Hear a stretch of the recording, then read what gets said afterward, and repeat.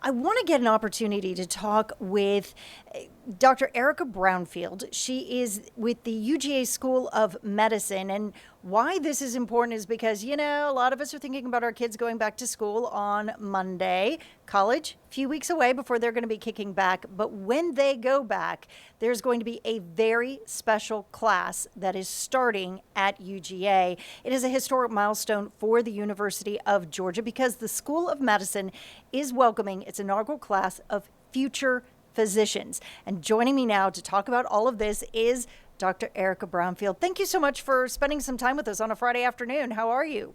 I'm great. Thank you for inviting me.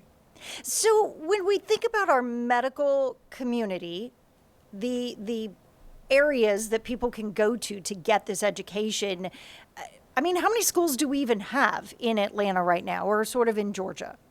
Well, in Georgia, there are 5 allopathic medical schools, and there is one osteopathic medical school, and that's PCOM. Okay. And I think a lot of people have heard of Augusta as, one of the primary medical schools. I know we've got Emory in the private sector. So how do you see the University of Georgia really being able to add to this equation and offer a growing opportunity for students here in our state? Well, I'm going to back up just a second if I can to get to your earlier question. So, around the country, ironically, UGA is the 159th medical school in the country. And it's ironic that we have 159 counties here in Georgia. And so, how UGA is going to contribute to this is we have a huge shortage of physicians in the state of Georgia. We are now offering the second public medical school in the state, in addition to Augusta University Medical College of Georgia. So we will be able to hopefully start to narrow that gap between the physicians and the patients that need us throughout the state. And our goal really is to serve over time all those 159 counties. How do you feel that this medical school, this medical program at UGA is going to be different than what we're seeing at these other schools? I think what's going to be different is, and we've actually already started our education. So our students this week started out their orientation. And instead of an orientation in the classroom, they actually started with a road trip of Georgia. And so our kind of philosophy is in order to care for Georgia, you have to first learn and love Georgia. And you can't really do that well in a classroom just with your classmates. You really need to get out there and start hearing the stories of people, hearing from communities, really starting to understand the lay of the land and the challenges, the healthcare challenges in Georgia.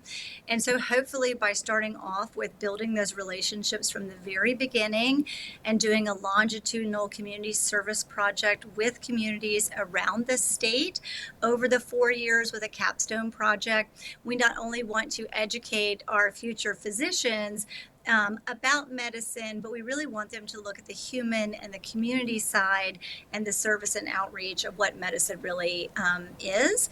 And it all starts with relationships from the very beginning. We saw a photo of the inaugural class there for just a few moments. What was the response from students to creating this program? Did you get as many applications as you thought you would? Was it overwhelming? What was just the reaction?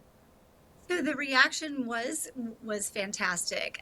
We were a little bit behind in our accreditation in terms of when we could even open the application process.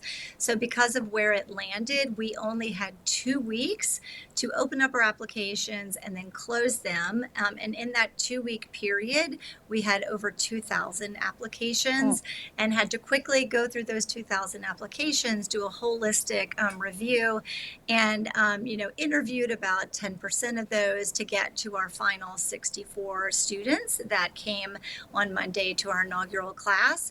We've already opened up applications for 27, so we'll have the full admissions year to take applications, and we have already gotten a tremendous response from the people who are interested in UGA School of Medicine. And will you be looking again for 64 students, or are you planning to expand the number of students in the program at that point?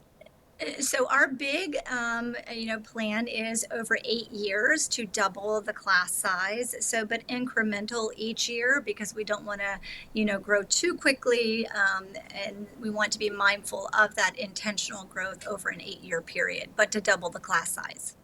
So, knowing you're getting so many applications and can only take a handful of them, what are the things that you're really looking for? Who are the students that you believe this is the program we want you in it?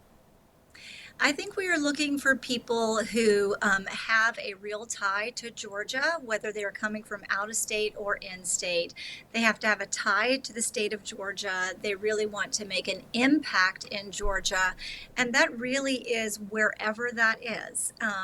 We are focused on not only rural medicine, primary care medicine, we are also interested in training our subspecialists, our super subspecialists, whether it's urban, rural, primary care, wherever, but we want them to be interested in one day coming back and serving the state of Georgia because that's super important to our land grant mission of the university.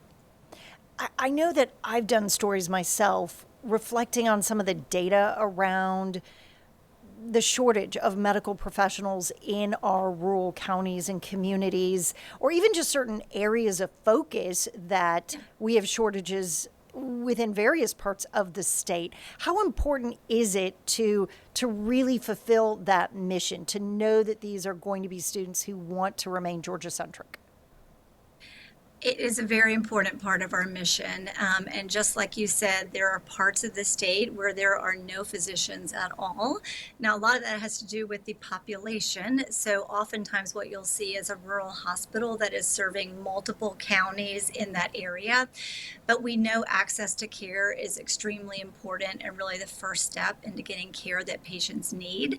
So, part of our road trip was taking students to some of these locations where there are not necessarily services for everything for everyone, but they serve as a hub to kind of start, at least filling a need that is desperately needed in rural Georgia.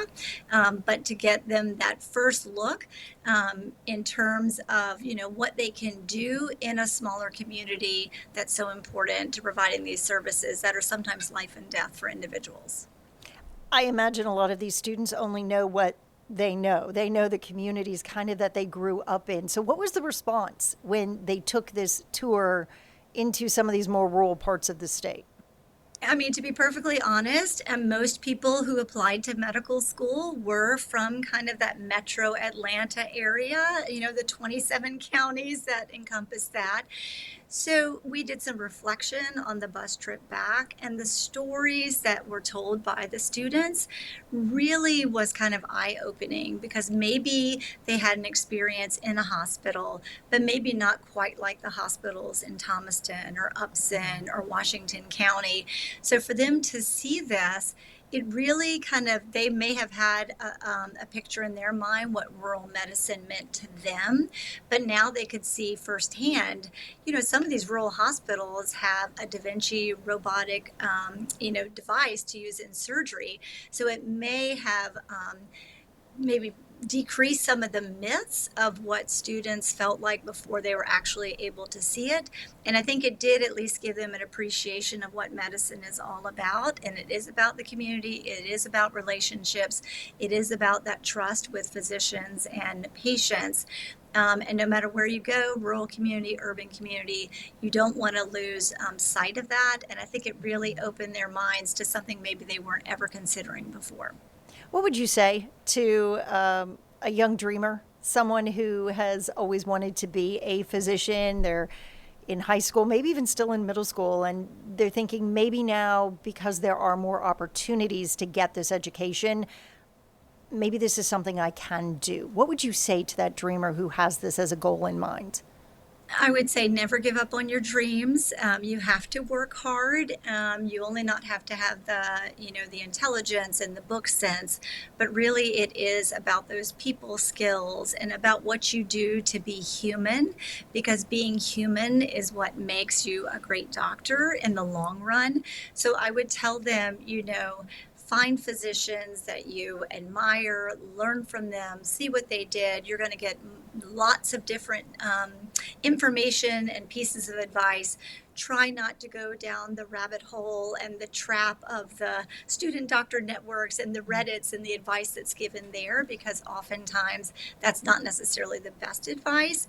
And keep going with your dream, keep looking for opportunities, and know that even if you don't get into medical school, eventually you can still serve patients and communities with all these other professions that help physicians in the healthcare workforce. So there's multiple ways to take care of people. It doesn't always have to be that one specific, like I'm going to be the OBGYN or whatever. There's a lot of Right. ways that you can be part of the medical field. 100%. And, as a team, every individual in that team makes a huge difference and is critical to delivering that care for people. Dr. Erica Brownfield, thank you so much for being with us, and good luck with that inaugural class of future physicians. Thank you. Have a wonderful weekend.